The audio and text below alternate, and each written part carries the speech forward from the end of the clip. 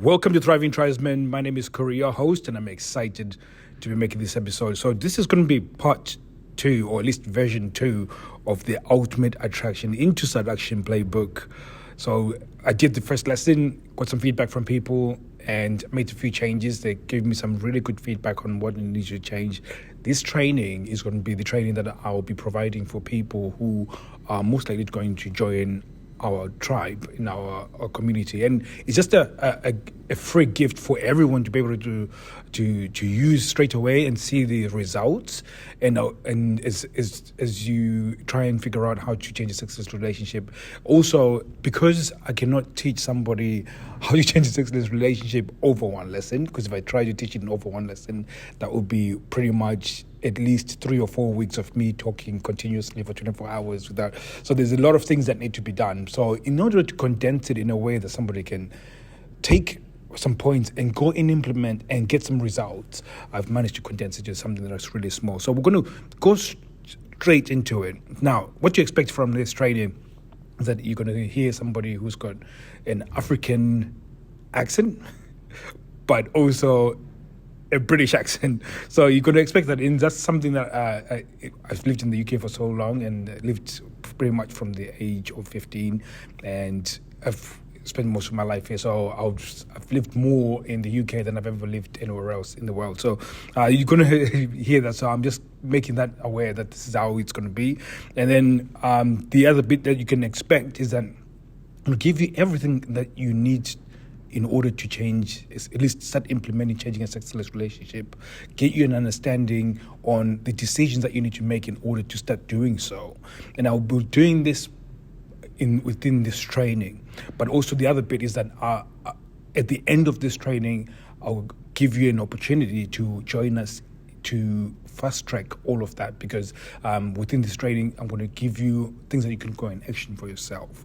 But if you want some help in somewhere where you can join a community where people will be able to give you and fast track your results, I'll also walk you through what that looks like. So the Ultimate Seduction Playbook is a roadmap where we're going to move you from actually sexless to sexual success, and there's a real process behind it. And the process really is really understanding sexual discomfort and what that is. In fact, this is one of the biggest missing pieces when it comes to changing a sexless relationship. Everybody looks at the fact that there's a lack of sex, and then maybe it's lack of communication, maybe it's lack of there's so many things that they focus on, childhood trauma and so on, and to a certain extent there's some truth behind it. But when it comes down to it, that there's a sexual discomfort. So that's one part where if you get that, where there's sexual discomfort within our relationship, and when you actually discover that that's what it is the missing piece that actually puts everything together. And then the other piece is attraction. So people talk about attraction, and they really do not understand what they're talking about, and they don't understand what are the methods of doing so. And just to bring you back to sexual discomfort, and with that module, or at least that piece of training, there's 3 other things that would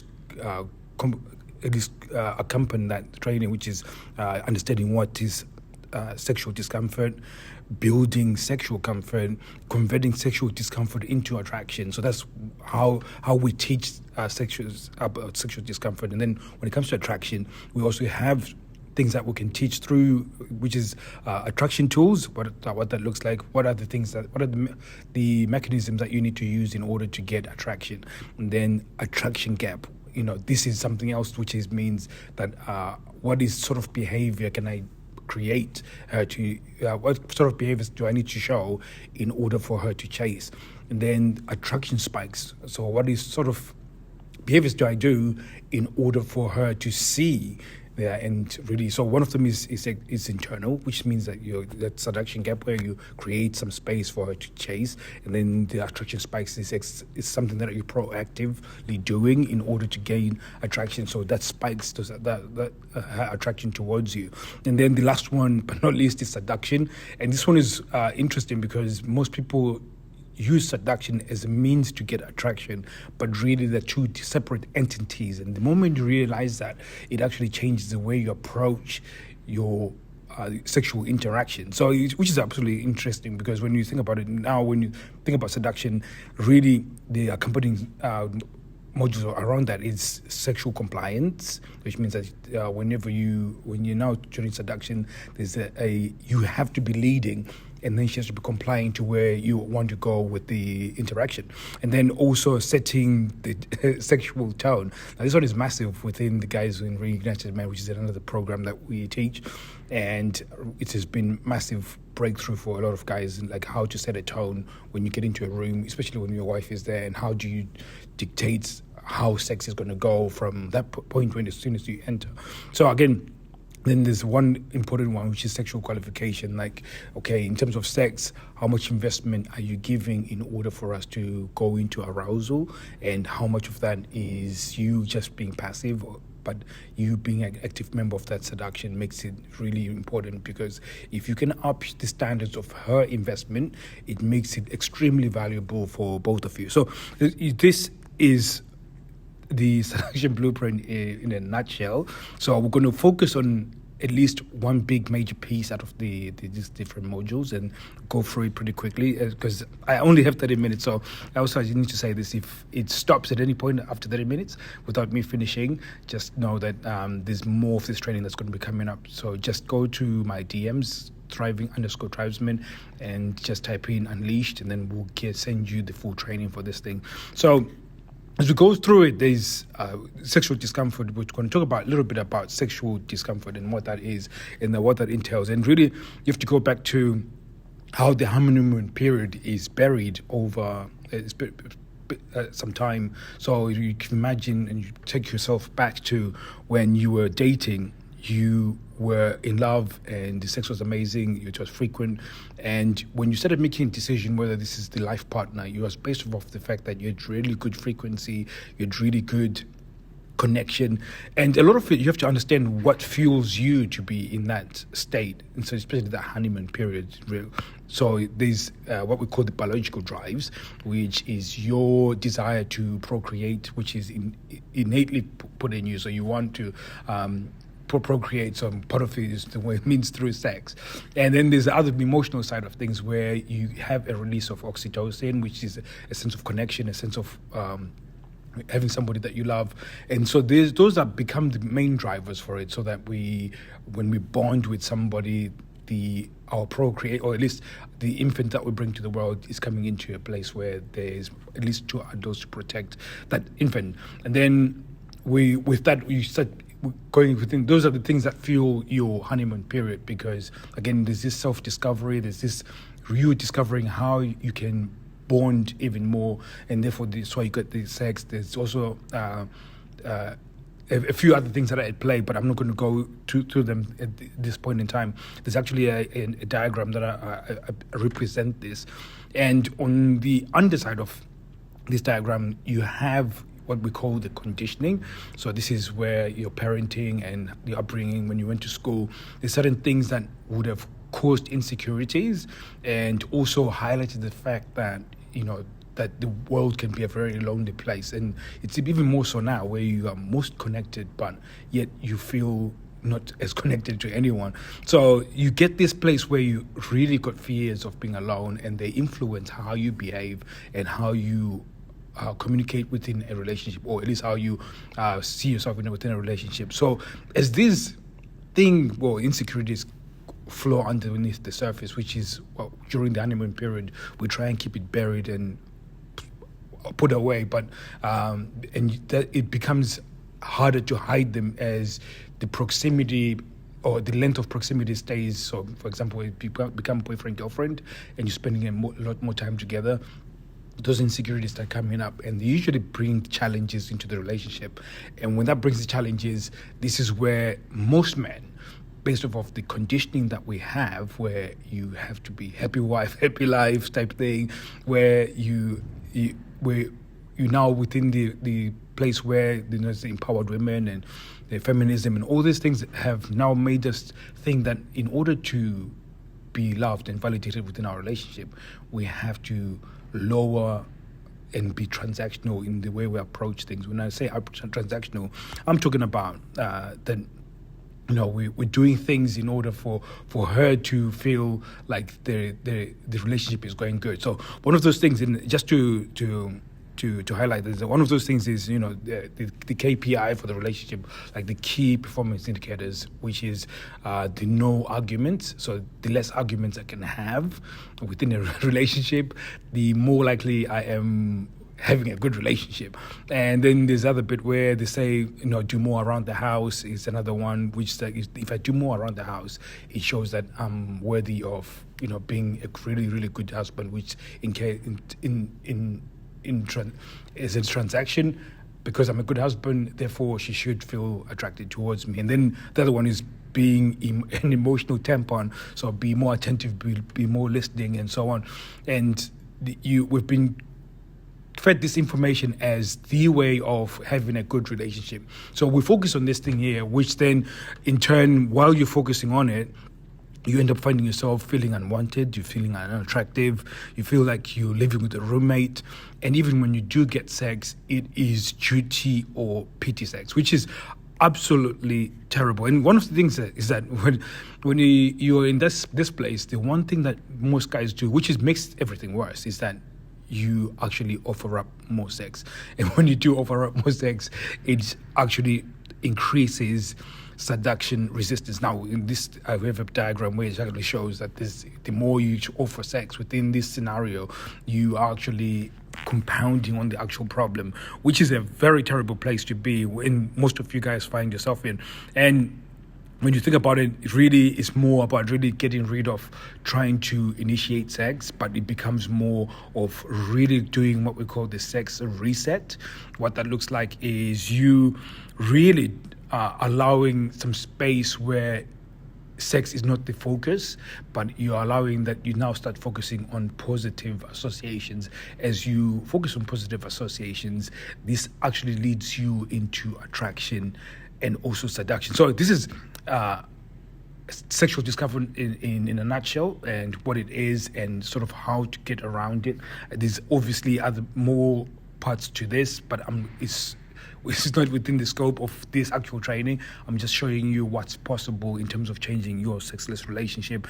So, and by now you're probably realizing that really the sexual discomfort is the actual root cause of the problem, and it's that missing piece that you needed in order to figure out where we need to go. Now, with this training, where the video training, I do have a WhatsApp screenshot where there's a gentleman who are a coach, and really it goes on to say that I've just had a realization.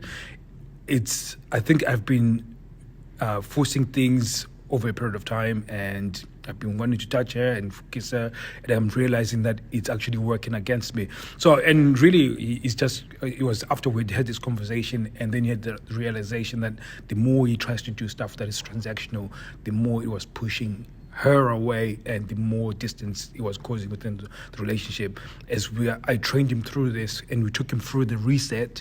All of a sudden, she was more responsive, and she was keen on actually having sex, which they started having more sex within their relationship after this. So it really becomes one of those things that when you think of sexual discomfort, it opens up a few questions of, okay, why did it happen? When did it happen? What is my influence towards this sexual discomfort? How much of it is her past, and how much is it the fact that we are where we are right now? So is it biological? Is it so there's many things that you start asking those questions, and when you approach it from that perspective, your answers give you an opportunity to actually start thinking about how you're going to implement attraction. So hopefully you can already see how extremely powerful this is in terms of changing your sexless relationship. And really, without further ado, I'm just going to go straight into the next one, which is attraction. And today we're going to focus on attraction spikes. Now, just to give you a reminder, there is attraction tools, which is exactly the mechanisms that you're going to be using to get attraction, and then attraction gap, which is the old state, how you create a state in order to create a gap so that she wants to fill the gap. Then attraction spikes. These are the things that you do, actions that you do, which cause her to feel a sense of attraction towards you. And this is a big one. And it's been a massive breakthrough for a lot of guys within our community, which is, you have, in order for her to be responsive to your attraction, you have to be showing dominance.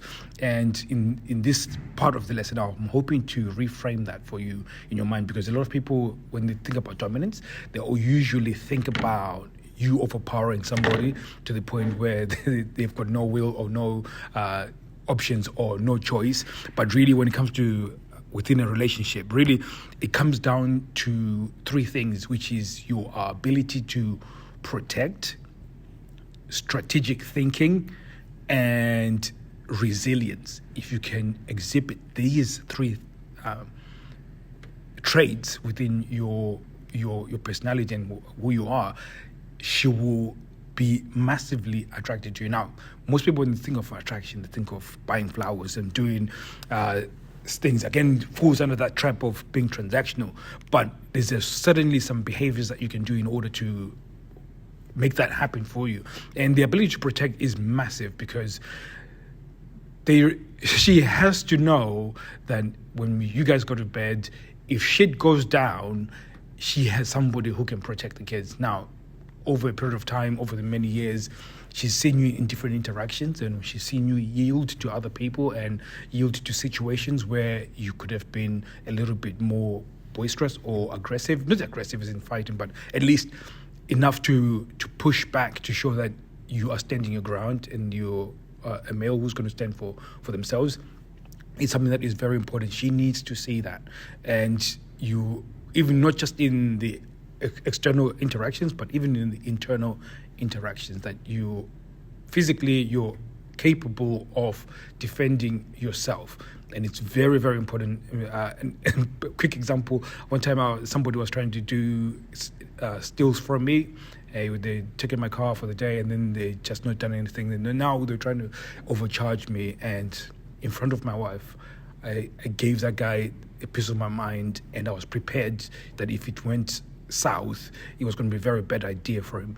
As soon as I shut the door, she was like, right now, I feel so hot right now, because I'd like to see you in that state where I'm showing the fact that I'm willing to protect my family, not just myself, but at least willing to protect my family. So again, it's very important. Now, I'll explain why this is important as we go along with this. So, and then strategic thinking, you have to be able to make decisions and not make decisions based off of what emotion you're feeling and what you're in response to what she says and what she wants. And you have to be able to think of, okay, in terms of our finances, this is the outcomes that I want. In terms of our relationship, these are the outcomes that I want for the kids. These are the outcomes that I would like. All of these, you have them planned out and thought out. So when you're having interactions around it, you already have a set place where you want to go. Now, you're not always going to be right. Sometimes you'll be wrong. But at least to have something in play gives her an idea that at least you're leading the family to a place where it's collaborative. Now, sometimes she might not see the long-term goal, and this is where you have to be solid, as in you're having this discussion, you stick to the principles, you stick to what is long-term benefit for everyone, and when you can stick to those principles, there's most likely the point where she's going to feel like she's angry at you, annoyed with you, and the more you stick to that and have good outcomes, the more she can trust you for decision making, because she doesn't want to make decisions. And when she has to make decisions on behalf of the family, and you are the one that's okaying them based off of how she wants to run it, she doesn't trust you as a leader. And over a period of time, she takes the reins over it. It's almost like,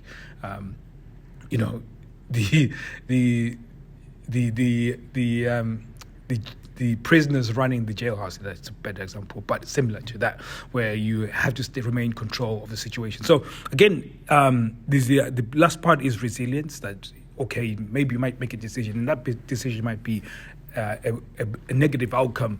It's that when the backlash comes around with that, you're willing to withstand the issues and whatever rises up in terms of negativity around that decision. You're resilient enough to continue making good decisions over a period of time. And it really comes down to a lot of decision making, but also that decision making causes you to behave in a certain way, especially when you've got good strategic thinking. It means that you can make decisions that are based off of, especially when they're collaborative with the family. If they're, self-serving decisions, she will see that, and then it will cause mistrust in your relationship, and therefore she will not trust your decision making, and that will cause her not to feel attracted to you. And there's an example. I would have gone through this, but basically I'll just go right through it because of time. There was a gentleman who came home, and then there was some issues that were going on within the relationship. Well, there's the wife was sitting down watching television. He then came here to have dinner, but while they were doing that, one of them was meant to go and pick up the child from a ballet, I think. And while they were sitting, there was this an agreement, well, not an agreement for someone to collect. She expected him to finish what he was doing, which was extra work that he needed to be doing, and then go and collect the daughter, and then do some more work while she was sitting down watching TV. So he challenged this. Once he challenged this, it ended up becoming a real argument where she was really stressed and really annoyed by the whole situation, that she was being pulled up to really step it up a little bit. And he showed strategic thinking because he needed to finish what he needed to do. He also showed resilience because the external pressure that was coming from her was immense. Like, I need to do something about this. And the fact that she was angry also, in his mind, thought, okay, this means that there's no sex this weekend then. So he managed to navigate around that situation, maintained a really good state around it. That happened, and then 2 days later they were having sex, which was complete mind fuck for him, because how is it that when I stand up for myself and really show leadership within a situation, it causes her to feel attracted to me? And this is exactly what we're trying to teach you guys, and really just to explain to you what is really going on here. So we operate, and this is scientific, and hopefully you can just follow me with this one. So we operate of what they call a reptilian brain. The reptilian brain is where we feel emotions based off of the information that we're collecting, and generally those emotions that we feel we're mainly for survival. So, for example, stress, anxiety, and depression, all of these are just indicators of that the environment that you're in is no good, so you need to do something about it. So now we get anxiety and stress, especially for women. They will get anxiety and stress. The reptilian brain does not interpret it as somebody as my nail is broken. It just thinks, holy shit, survival, so on. So in this case, because a brain is thinking of survival, if you come in that situation and then all of a sudden you're showing weak behavior, you're really trying to be that emotional tampon, I really need to listen to what you have to say, and when she blames you for it, you cower away, and you're more accepting for you're taking on her problems rather than really helping her to deal with the problems. All of that starts counting as though you need somebody to protect. Now, she needs you. Just think of her being under stress and anxiety as being bitten by a snake, and she's got venom, and then therefore you being the anti-venom, you've got a little bit of venom in order to get, and it's an analogy, I'm trying to test it out. So anyways, so the dominance becomes that part, that piece, that the ability to protect. All of a sudden she sees that. She says, okay, your reptilian brain sees the ability to protect. And then she goes, okay, at least I have somebody who's strong. And when it comes to decision making, because remember, let's just say in back in the day, Stone Age, if you had good strategic thinking and you had the ability to protect and you had resilience, it ensured the survival of your offspring. And those were the indicators for attraction for women. And those indicators have not changed. And those are the things that you start exhibiting. And those are the things that makes her feel like she wants you more and continuously wants you more. Now, I've got less than 6 minutes to go. So I'm going to try and go as far as I can go, and then we'll wrap it up. So when it comes to then looking at dominance becomes a very important piece, that you're exhibiting these strong dominant traits that then causes her to feel a sense of attraction towards you. And a lot of it is not makes it like she when you're showing dominance, it's going to cause a lot of friction. And within our community, we say you need to embrace friction, because friction is very important. In fact, there's a saying that I'm beginning to say quite a lot, which is good relationships are built on difficult conversations. So you have to be allowing yourself to be in those very difficult scenarios where there's quite a lot of friction, but it's where you can show your most dominance and where you can actually show her what she needs to see in order to feel attraction towards you. Now, we're going to quickly breeze through seduction and then go to the end. But really, the main thing about seduction, and okay, I'll take the main slide for it, is that when it comes to seduction, we're going to focus on sexual compliance. Sexual compliance involves you allowing those emotions, like we said, allowing friction within a relationship is important.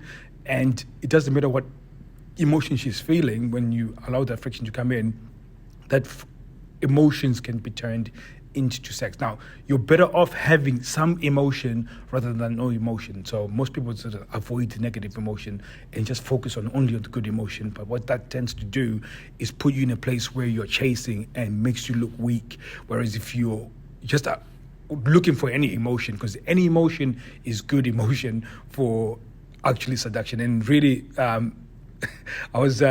did there's a drawing over here where there's a fuel, which is the emotion, then there's a car, then there's a road, and the car is seduction, and then a neutral state is the actual road, and then it's going towards arousal, and really you're coming away from no sexual interest. And in order for you to actually get seduction going, you need her emotional investment into that interaction. Now, so if you were having a conversation and then it was heated and she was a little bit frustrated and so on, the game is still on. Now, just to quickly go over this as a story, and what happened is that one time I was playing this game called Recovery Game, where you tease a girl or insult her, and then you try and pick her up. So I did this. Well, in fact, my friend would tell me the insult. Then I have to give her the insult, say it to the insult. And then once after I insult her, then I try and pick her up. And I did this, and this girl was so mad. She took a drink and completely splashed it in my face. And everybody was watching. I was so embarrassed, and I tried to apologize. Everybody told me to fuck off. Everybody was against me, and you can imagine the whole room. But we stayed in the room. I stayed still cool, and then we started talking, and started working the room, and people were laughing and asking me what happened and so on, and the interactions got good. One of my friends started speaking to some of the group, and then I came over, started speaking to her, and just said, you know what, it was so stupid of me to say that. I thought it was a pickup line. And then she started advising me, don't speak to women like that. And so on. I was like, yeah, that's all good. And then she started working, we started talking, and all of a sudden I just thought, okay, I'm going to start doing a little bit of seduction stuff. And she was responding, and she goes, I'm not going to sleep with you. I know that you. And so anyways, we kept on going, and then in the end of that night, after that negative interaction, we still ended up in bed. And it's not me saying this to boast, but I'm just trying to show you that if she didn't get that emotional reaction before, she would have probably not even had sex with me. But the fact that I was at the ability to pull that sort of emotion out of her, and then be able to get her to a place where she could trust me, literally it became a quicker seduction process for me because of the emotional investment that she had towards me specifically. So again, this becomes a very powerful thing. Now, I'm going to stop here because we're almost about to run out of time. But in order to learn more about this, I want you to go to thriving_tribesmen and type in Unleashed. I know I was going very quick through this, and I'm going to go through a video presentation around this where I'm just going to dive in a little bit deeper so you can actually see some of the images I was referencing in this podcast episode. So thank you very much, guys, and I'll see you guys soon. Thank you very much for your time. In fact, just to get this, go to Thriving_Tribesmen on Instagram and type in Unleashed, and then you'll be able to get access to it.